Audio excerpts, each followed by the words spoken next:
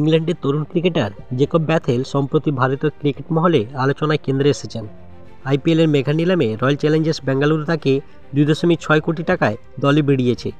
মাত্র 21 বছর বয়সী এই অলরাউন্ডারকে নিয়ে ক্রিকেট প্রেমীদের কৌতূহল এখন তুঙ্গে।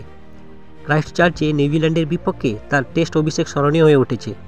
দ্বিতীয় ইনিংসে 37 বলে অপরাজিত 50 রান করে ইংল্যান্ডকে 8 উইকেটে জিততে সাহায্য করেছেন তিনি।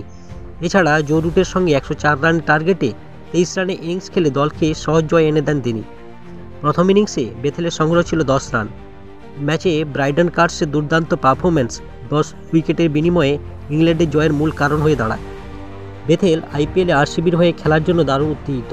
তিনি বলেছেন, আরসিবিও তাদের অসাধারণ সমর্থকদের সামনে খেলার জন্য আমি মুখিয়ে আছি। টেস্ট অভিষেকেই নিজেকে প্রমাণ করায়। আরসিবি 2.6 কোটির বিনিয়োগ যে সঠিক সিদ্ধান্ত তা নিয়ে ক্রিকেট বিশেষজ্ঞরা একমত। বেথেলের পারফরম্যান্স আইপিএলে তাকে আরসিবি অন্যতম শক্তি হিসাবে প্রমাণ করতে পারে।